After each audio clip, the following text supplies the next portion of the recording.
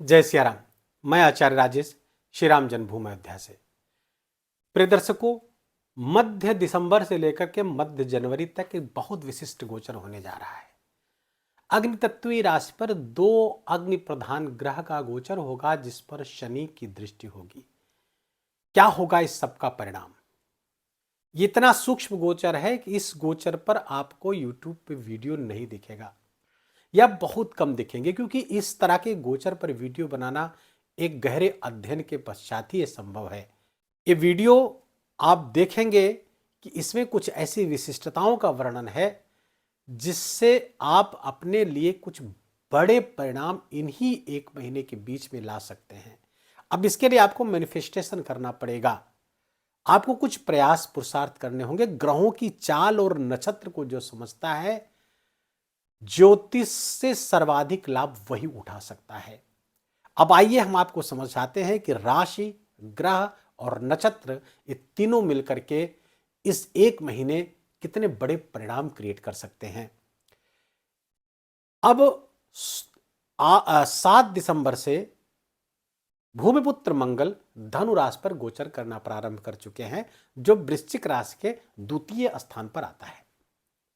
मंगल इस समय कंबस्ट है, अस्त है और अभी लंबे समय तक, लगभग 2 मई तक ये अस्त रहने वाले हैं। अस्त ग्रह क्या होता है आप सब जानते हैं कि जब कोई ग्रह सूर्य से एक निश्चित सीमा में आ जाता है, अर्थात निश्चित दूरी में आ जाता है, उसकी डिग्री निश्चित हो जाती है, उतने डिग्री के अंदर में जब आ जाते हैं तो कोई ग्रह, हर ग्रह के अलग अलग डिग्री निश्चित है, उसमें कोई आ जाता है तो वो अस्त हो जाता है। प्रायः यह धारणा है कि अस्त ग्रह कोई परिणाम नहीं दे पाता है, बिल्कुल गलत धारणा है। अस्त ग्रह भारी और भयंकर परिणाम दे सकता है, और तब अधिक जब वो मंगल जैसा उग्र ग्रह, जो लड़ाई झगड़ा, वाद विवाद, क्रोध, अहंकार, रक्तपात आदि का कारक ग्रह हो। क्योंकि जब कोई ग्रह अस्त होता है तो वो झुंझला जाता है, रिट्रेट हो जाता है। लेकिन ये अस्त ग्रह आपके लिए फायदेमंद कैसे हो रहा है, ये मैं बताना चाहता हूं। ये अस्त ग्रह आपके लिए फायदेमंद वृश्चिक राशि के जातकों के लिए होगा, लेकिन बहुत सारी समस्याएं भी क्रिएट करने वाला है।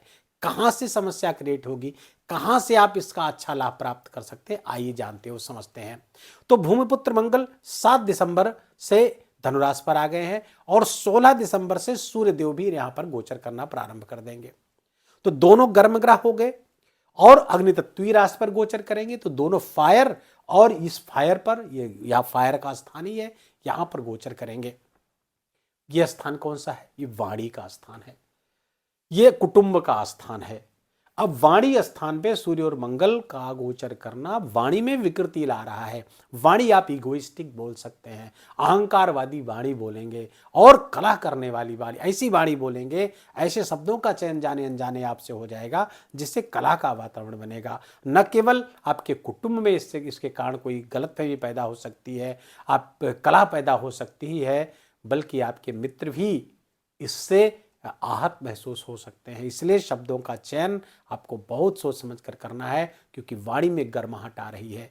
न केवल वाणी में क्रोध अहंकार आ रहा है, बल्कि आपके खाने पीने में भी तामसिक तत्व बढ़ रहा है, जिसके कारण से स्वास्थ्य में विकार भी आते हुए दिख रहे हैं। मुंह में छाले पड़ सकते हैं, हाइपर एसिडिटी के आप शिकार हो सकते हैं। अच्छाई क्या है इसकी? यहां पर भूमिपुत्र मंगल स्वयं आ रहे हैं, प्रॉपर्टी का स्थान है।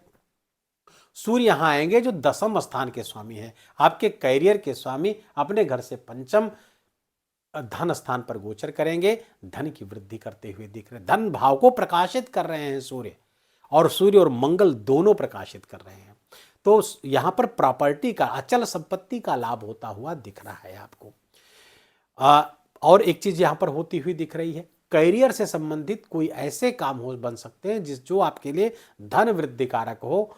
धन के लिए वो कैरियर से संबंधित कुछ ऐसा जुड़ता हुआ दिख रहा है, धन और कैरियर का यहां पर संबंध बनता हुआ दिख रहा है।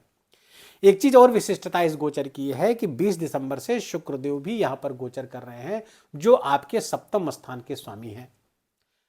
सप्तम स्थान जीवन साथी का स्थान होता है, गृहस्थ जीवन स्थान है, और शुक्र यहाँ के कारक है। और शुक्र जब इनके साथ गोचर करेंगे तो यहां से भी जीवन साथी भी आपके लिए धन का कारक होता हुआ दिख रहा है।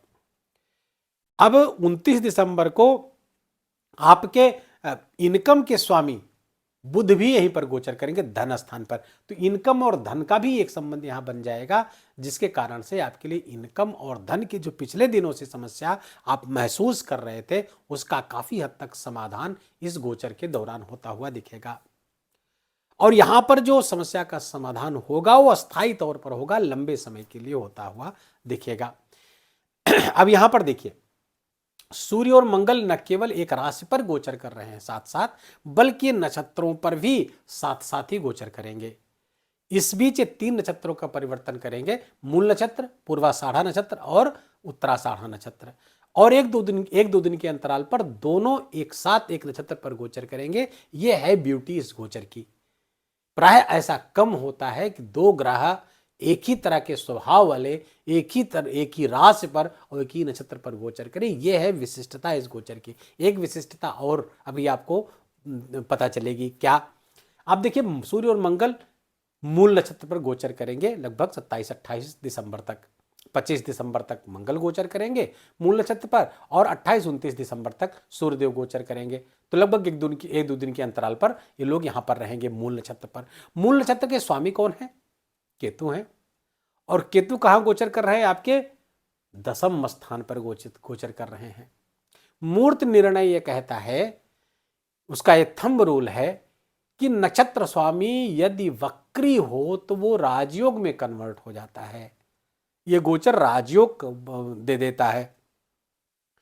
तो केतु तो हमेशा वक्री रहते हैं, तो इस कारण से मूल नक्षत्र पर गोचर करना सूर्य और मंगल का किसी राजयोग से कम नहीं है। कैरियर में आने वाली विघ्न बाधाएं, जो परेशानियां थी, इस गोचर के दौरान कुछ स्पष्ट मार्ग बनता हुआ दिखेगा, जिससे आपके करियर में आने वाली समस्याओं का समाधान होगा। न केवल समाधान होगा बल्कि प्रमोशन आदि की संभावना को बढ़ाता हुआ दिख रहा है। कार्य का विस्तार करते हुए दिख रहे हैं। कुछ बड़ा आपको अवार्ड टाइप का मिलता हुआ वृश्चिक राशि के जातकों को कार्य क्षेत्र से मिलता हुआ दिख रहा है, जो सीधे धन से भी जुड़ रहा है, धन कारक भी होगा। अब आगे बढ़ते हैं। इसके बाद 11 जनवरी तक सूर्य और मंगल पूर्वाषाढ़ा नक्षत्र पर रहेंगे। पूर्वाषाढ़ा नक्षत्र के स्वामी है शुक्र। पूर्वाषाढ़ा नक्षत्र का जो सिग्निफिकेंस है, विस्तार करना है। किसका विस्तार? इच्छाओं का विस्तार करना। और कैसी इच्छा? शुक्र है चूंकि इसके स्वामी, तो सुख की इच्छा का विस्तार यहां पर करेंगे। कब तक? 11 जनवरी तक। और इस नक्षत्र के स्वामी मैंने बताया शुक्र है, और यह भी बताया कि 20 दिसंबर से शुक्र यहीं पर गोचर करेंगे सूर्य और मंगल के साथ धनु राशि पर। और यह बहुत विशिष्ट गोचर हो जाएगा शुक्र के यहां आने से, क्योंकि शुक्र आपके 7वें स्थान के स्वामी हैं। बड़े अच्छे परिणाम यहां पर लाते हुए दिख रहे हैं। शुक्र के कारण यह गोचर आपके लिए बहुत शुभ होगा। इच्छाओं की पूर्ति होने वाली है, लेकिन अभी नहीं होगी। कब होगी? 11 जनवरी के बाद। अभी तो इच्छा का विस्तार होगा। अब इच्छा का परिणाम कब आ रहा है?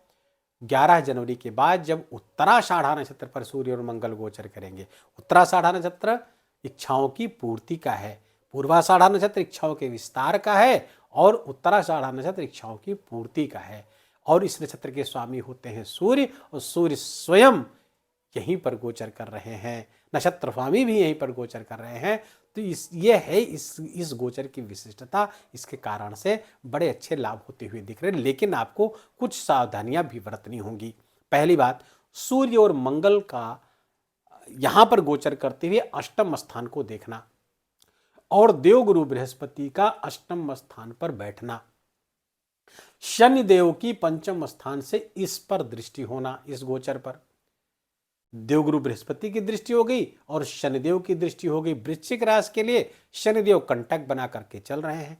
फलतः कुछ अचानक से समस्याएं भी पैदा होंगी, अचानक से कुछ ऐसी घटनाएं होंगी जिसके कारण आप कुछ विचलन महसूस कर सकते हैं, कुछ असहज हो सकते हैं, तत्काल किंग कर्तव्य विमूढ़ भी हो सकते हैं, क्योंकि 8वां स्थान बदलाव का है, चिंता का है, निराशा का है, असफलता का है।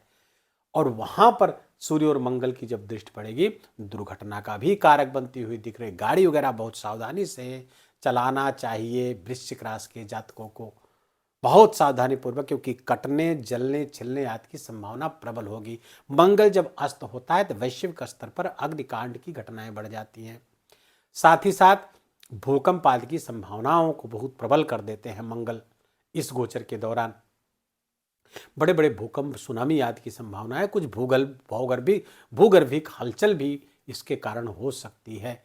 अब इसके लिए उपाय क्या करें?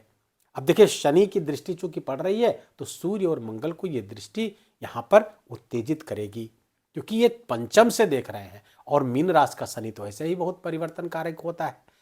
तो अच्छा, देवगुरु बृहस्पति की दृष्टि यहाँ पर भले ही अष्टम रहेंगे लेकिन दृष्टि शुभ रहेगी, तो देवगुरु बृहस्पति की दृष्टि तो यहाँ कल्याणकारी रहेगी। तो जो शनि की दृष्टि के कारण से यहाँ विक्षोभ पैदा होगा, देवगुरु बृहस्पति की दृष्टि उस विक्षोभ को न्यूट्रलाइज करने का काम करेगी। तो फलतः ये गोचर आपके लिए अधिकांश मामलों में लाभदायक ही होता हुआ दिख रहा है। इसको और अपने पक्ष में लाभदायक बना सके तो इसके लिए कुछ उपाय आपको करने चाहिए। तो सबसे पहले तो आपने देखा कि सूर्य के इर्द गिर्द ही ये गोचर हो रहे हैं, सारी घटनाएं सूर्य के इर्द गिर्द ही घट रही हैं। तो सूर्य भगवान की आराधना करें। तांबे के पात्र में सूर्य भगवान को नित्य उगते हुए सूर्य को अर्घ्य दीजिए। गायत्री मंत्र का जप करिए, सूर्य गायत्री मंत्र का जप करिए। सूर्य के बीज मंत्र का जप कर सकते हो, घृणी सूर्याय नमः, इस मंत्र का भी जप कर सकते हैं। लेकिन मंगल के भी उपाय आपको निरंतर करते रहना चाहिए, क्योंकि मंगल इस समय अस्त चल रहे हैं। और मंगल के उपाय में तो मंगल के बीज मंत्र का जप कर सकते हैं, ओम भौम भौमाय नमः, या फिर मंगल का पौराणिक मंत्र है ओम धरणी गर्भ संभूतम विद्युत कांत समप्रभम कुमारम शक्ति हस्तम च मंगलम प्रणमाम्यहम्। और सर्वोत्तम है हनुमान जी की आराधना। हनुमान जी के मंदिर में जाए, श्री राम जय जय राम का उच्च स्वर में गायन करिए, हनुमान जी प्रसन्न हो जाए। हनुमान चालीसा का पाठ करिए और एक विशिष्ट मंत्र आप नोट कर लीजिए, ओम नमो भगवते आंजनेयाय महाबलाय स्वाहा। जब तक मंगल अस्त है इस मंत्र का जप आप निरंतर करते रहिए। इसके करने मात्र से ही मंगल और सूर्य आपके लिए परम कल्याणकारी परिणाम जरूर पैदा करेंगे, ऐसा मेरा विश्वास है। वीडियो को यहीं विराम देंगे। वीडियो अच्छा लगा हो, आपके काम का लगा हो, मेरा बोलना आपका सुनना दोनों सार्थक हुआ हो, कृपा करके इस वीडियो को लाइक करिएगा, अपनों के साथ शेयर करके उनको भी इसका लाभ दीजिए। कमेंट में जा करके जय सिया राम लिखना बिल्कुल भी मत भूलिएगा। मेरा विशेष निवेदन, विशेष आग्रह आपसे हाथ जोड़ करके हमेशा की तरह। चैनल पर नए हैं तो इसको सब्सक्राइब कर लीजिए, बेल आइकन की घंटी दबा लीजिए। अपना बहुत बहुत ख्याल रखिए। जय जय सिया राम।